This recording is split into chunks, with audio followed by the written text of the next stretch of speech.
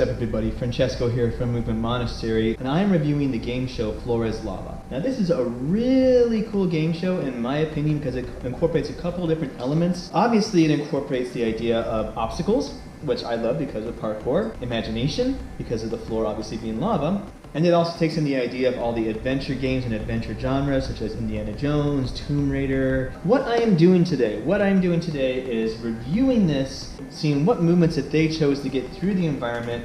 I'm going to give better things they could have possibly done to get through this thing, and I'm going to teach you how to do those things, alright? So we're going to review a couple of the episodes, and then we're going to go through ways that could have been done better. So this is what they should have done. Let's go ahead and go into the first episode and see. This is with the family, with the two twins, to start out. Alright, so right away, when you take a look at 10 seconds back. Alright, so let's take a look at this real quick. So I'm going to keep coming back to this topic because it is such an important one. Shoes. Alright, now there's a couple of things about movement that you need to know about when it comes to shoes. First of all, it depends, like in parkour specifically, like we wear thinner shoes when we want to focus on technical elements of stuff. So when we have to do really technical like foot placement, or there's like small ledges or things where you have to be able to articulate your feet and your toes, you want to wear thinner shoes because if you think about it, your toes and your feet, you know, they're very mobile and they move kind of like your fingers in certain ways. So when you put them into a cast like this, you're actually making it harder for you to use them. Now there's some benefits to this as well. With the shoes by themselves, when they're stronger and stiffer, they can be used to wedge inside of things, and you're not going to maybe hurt your feet if you do a heavy landing. One of the things I noticed from this show in particular is that, of course, like on the ledges right here, they have hard stuff for you to climb on, because if it was soft, it would just slump underneath your feet. But on some of the other equipment inside the show, they obviously it has to be padded because people are throwing themselves at things, and I'll explain more about that in a little bit. But the bottom line is, I'm going to be coming back to this shoe thing again in a little bit, because if you have shoes that have plastic like outside parts of it, you're pretty much asking to slip on so many different things. And those can actually grab onto things. This one right here has these little ridges in the shoe. And I've actually had this happen to me where I jumped to a ledge, and then when I was trying to step off of it as I was falling back, that ridge caught on the edge and I fell onto my arm. I literally fell into between two different stones. So you're pretty much asking for trouble if you have shoes that have those ridges in them like that. There's some benefit to it, like water can pass through it and it's less slippery sometimes, but for the most part, when you want to be agile with your feet and move around really easily, this is not a good situation.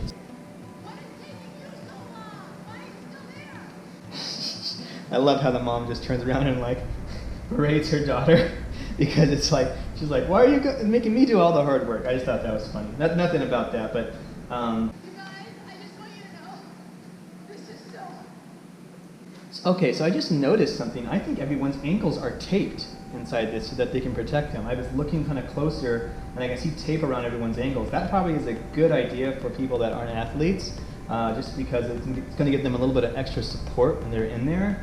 But that also tells you a lot about the people that they're dealing with in here. So I think everyone's ankles are actually taped. That's interesting.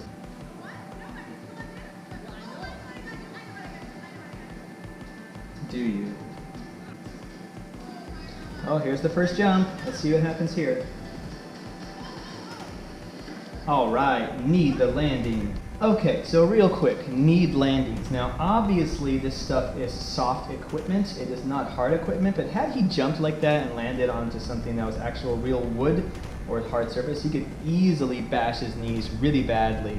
So when I went back and looked at that jump across, you can actually see there's a divot that was left inside the box. That's how hard his knee hit the corner of that box. Had that been a real box, he would have shinned, he would have split open his knee. That's one of the reasons why in parkour specifically, we always land on the ball of our feet, because it's going to absorb the impact the best. I will show you what I'm talking about real quick. Alright, so you can see right here that there's this lip right here, and I'm going to jump to it with my feet just so you can see the landing position that you have to land in. Obviously you want to land with half your foot on, half your foot off. Now that's not always the case, that's just called a precision jump. And if the area was really slick, I probably would not jump that way. I'd jump farther into it, but I'm going to show you two different ones. One is going to be just straight to it, so from here, jumping, and then on the edge like that, and then the other one would be jumping a little bit farther. As I jump in, farther into it, okay? Now, Again, based on the obstacle, it's going to always be different, right? But taking it to the knees, just jumping and landing on your knees like that is just pretty much asking for trouble. And again, I know this is a game show, and I know that those are soft equipment they're landing on, but it's not ideal for everyday situations. So what they should have done in a real situation like that had been actual wood is landing on the feet. Now, it's perfectly okay to tap your hands down afterward for extra balance, all right? On higher surfaces, I might do that as well.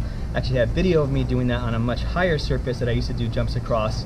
It was actually on my original audition for Ninja Warrior a long time ago, before it was owned by the new people that have it now, when they were really disorganized company. So it's perfectly okay to jump to something when you land and then come down to your hands for extra stability, which is essentially what they're doing when they land on their knees and feet, knees and hands, because that's going to get them as low to the ground as possible. So in any case, that's a precision landing. What they should have done instead, landing on top of their knees over and over and over again, is going to be landing to their feet, or going feet then go to hands. Create a landing area to jump onto. Alright guys, I'm gonna go for it. Oh boy, here we go. A She jump has her to the heel. upper end is risky, but going back would call. Oh my! What? You got it? All right, so this is the first of many what I call squirrel landings in this show, and yeah, you know, it can be quite a useful thing to land completely flat on your stomach like that, because it disperses your weight. But as you saw there, she hit her chin, she hit her hips on the edge of it. You could also get a similar reaction if you did just go to both your feet in the middle and do a tap landing. I can show that real quick as well. And you can see what I mean by using that ability to do that. Now, if it's extremely slick, which eventually this stuff does get extremely slick, or if your shoes are really wet, then you know for sure that then it is quite a danger if you have any forward momentum, sideways momentum, or anything like that. So it's really important as you come into the landing that as you're landing, you're not like resisting too much of the landing, and you're dispersing impact outward, so that you don't collapse down, right? So that you don't slip out and fall to one side or the other, right? So landing flat, it disperses all our impact, which is a good idea, but at the same time, you take too many of those, or you land too hard, and it can actually bounce you up and off. And who knows what these people have underneath, like all these things. They might do something like Extreme Elimination Challenge and make things move once you land on it. So you think you're safe, you relax, and flop off of it, right?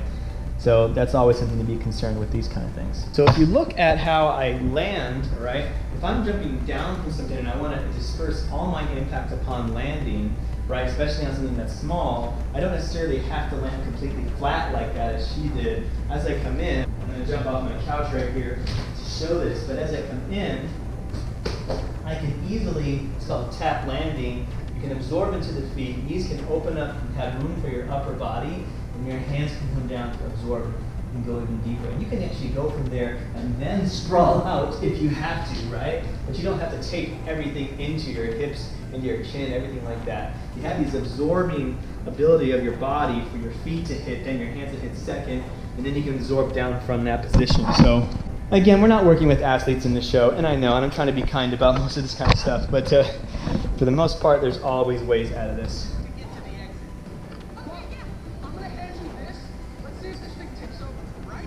So the staff kind of reminds me of these old parkour episodes when this one guy had a broom and was using it to help him get to higher walls, where he'd run up, do like a wall pop. A wall pop's when you push off a wall with your foot to get height, and then he'd like grab the top of the wall with a broom. It also reminded me of this really viral video of these guys with ladders that would run and jump across from one building to the next and hook their ladders onto the balconies, and then they'd climb up. I'll try to find that and link it in here because it's just such a cool thing to watch.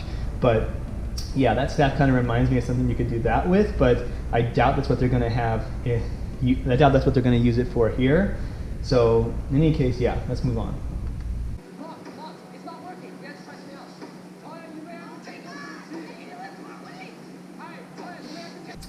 You can also see this girl right here, the younger, not the younger, they're twins. The girl, okay, so anyway, the daughter, she is in this position here, leaning back because she doesn't want to slide down it. Again, this can kind of be something that has to deal with your shoes, because if your shoes are too thick, you can't place your feet well enough on something like that so that you can get grip. So she has herself in a position where she's leaning back and balancing on the top of the pyramid, which is going to take a lot of tricep strength. So like things like this, doing things like crab walks can actually build your triceps a lot and get you used to that position so that you can actually hold yourself in that position a lot easier, right? Because I mean, if you ever play crab tag or crab soccer or anything like that, after like, 30 seconds, your triceps are just taxed in playing that game. So if you ever want to try and get a good workout with your triceps, just do crab walks everywhere, because ultimately it's going to be something that will help you, especially if you're climbing down from things or leaning against stuff going backwards. And that's kind of what I'm seeing going on with that girl. She's starting to fatigue in that position because clearly she doesn't do much of that stuff. Oh, there she goes. I'm gonna fall in. So yeah, she hasn't had any traction with her shoes. I'm gonna fall. Sorry, guys. Yeah, you can tell when you're starting to fall, especially because you're like, okay, I don't have the strength back here anymore. She's starting to lean forward. She's starting to go, and what happens here? Okay. Oh, I'm gonna fall. Okay, just get up. No, Rick, I'm literally gonna fall. Oh, no. All right, so what just happened there? She was sliding. She knew she was going to fall in, so what she did instead was she just pushed over the obelisk just because she knew that it would help her team win. Go you! But this probably could have been a better way. This is what she should have done. This is kind of a cool thing. So if she had, she was pretty low on the pyramid when this happened, but she probably could have gotten her feet behind her a little bit quicker, and if she would have jumped strong enough, she could have easily hugged that thing or rode it down to the floor. She wouldn't have been disqualified that way or gotten out, so to speak. And she would have been able to obviously continue on with the course. So I'm going to show you what that looks like real quick, try to set something up real fast and show you what I mean.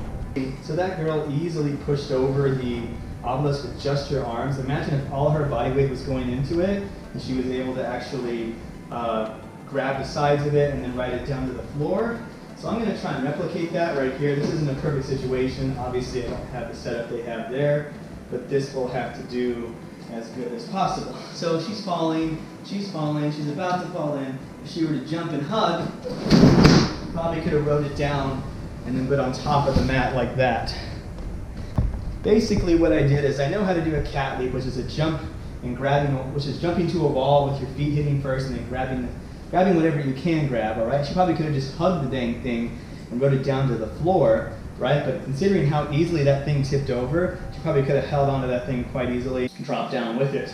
It does take a little bit of jumping strength to do that, but considering she was able to knock it over with just her arms, I don't think that's something that she couldn't have done. With the obelisk down, Bryce has got a clear path to the arc. But the Now obviously it's really hard to get traction on that pyramid because it's really slick. If you go quick enough and lean your body fast enough forward, you can recover from that. So you can see that her feet were falling straight down off the edge. Didn't have a lot of time to get traction, but she probably could have if she moved quick enough, pushed off that thing and grabbed a hold of it and rode it down.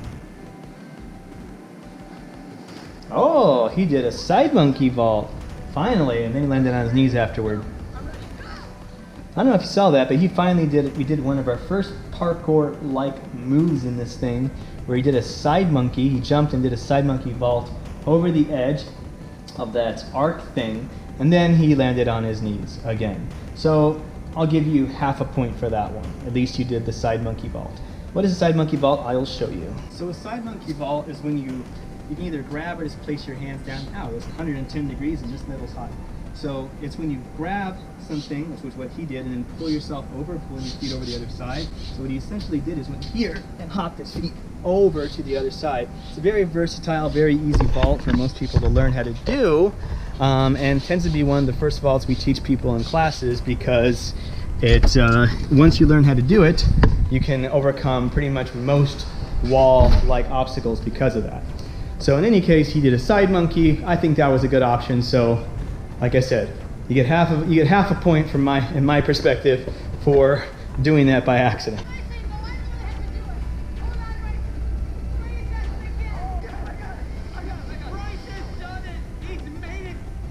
All right, so grip training. So luckily for him, he's actually a pretty light kid, but that's where most people have problems with this, is that they're just not very light, and so they don't have the ability to hold on to stuff very long, one of the easiest things you can do in their situation is just learn how to hang longer. So just go over to a bar, to a branch, anything, go ahead and just hang from it and just hang on to it for time. You just hang out here, chill out here, and really get used to hanging on like this, right? I know I think I've timed myself. I know I can do longer than 2 minutes, and I do a lot of aerial acrobatics too, which makes that a lot easier. But one other thing you want to consider is grabbing different types of shaped things while you're hanging. You could use something like a towel, just put that over the pull-up bar, and then I have like this different kind of grip right here to challenge myself with. You do the same thing, just hanging on that for as long as possible, right? It's endless amounts of variation of simple things you could do. You could get a lot done with just doing hangs from a towel and hangs from a pull-up bar for time. And that can easily make you feel more confident when it comes to situations involving hanging, and maybe not feel so pressured when you have to do something like that. If you don't have a pull-up bar, you can just use the edge of a wall and hang on the edge of a wall. It's not complicated to find places you can train grip strength, right? You can do it underneath the bottom of stairs, over branches, you can do it on ropes like they have right there, right? It's not complicated. It just is a little painful when you start out, and then you get used to it. Here's another thing that would have helped for anybody that was doing that grip challenge where you have to be pulled across on that netting. You have to learn how to swing from something that is beneath another object. So what I mean by that, it's pretty easy to figure out how to swing from just your arms when they're connected to an object. So like if I'm just connected to an object like this, I know that if my arms are straight, that I will swing from my arms forward and back. But it's another thing when you get on something else that's completely at a different position than the top part. To be able to swing from that, from hanging, is a lot harder because your body automatically counterbalances at the new grabbing point, okay? So in order to get around that, you have to bring your center of weight higher up and find a way to get your body mass moving forward, and then you'll be able to start swinging from there. So what you're gonna do is learn how to do something called an upstart. In an upstart, you bring your feet upward and then kick them forward in order to create a swinging momentum. It's actually quite an easy technique once you figure it out, but it does require a bit of upper body strength to pull yourself up. So if you do have pulling strength, it's gonna be in your favor. You're just hanging here, right? Can't do anything, and then I start, and I'm able to then start my swing. And then from there, I can just do my swing like normal. But without that initial upstart, pulling myself up through the center and kicking out forward, you're not going to be able to move forward or backward. And we're going to see a lot of that in the coming episodes. Okay, so I don't know if you noticed this or not, but his shoe is untied. So as a teacher, that's like one of the things we always notice when we're teaching, especially parkour or anything along those lines, is are your shoelaces tied? That would have been something we would have noticed a long time ago. So I wonder if that's going to come back to haunt him. One way you can do that, fix that problem, obviously, is to double lace your shoes or double knot your shoes or tie them in a certain way. You don't want in the middle of a run for your shoe to become loose if you're going to wear shoes at all. In fact, I probably would have recommended some people do this entire course barefoot just because, you probably will survive a lot better if you do that. So.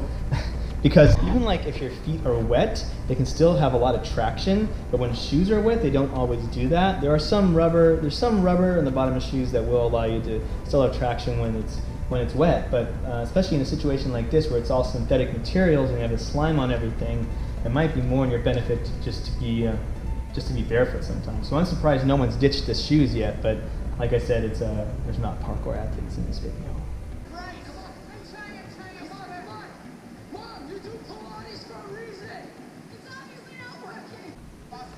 Forget Pilates, you should have done some parkour.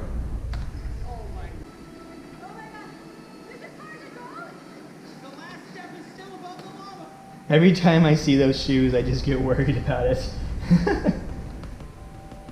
Alright everybody, thanks for watching. I hope you enjoyed that. If you did, please give me a thumbs up, comment down below, and if you want more of these, please let me know. And as always, subscribe, and you all have a great day.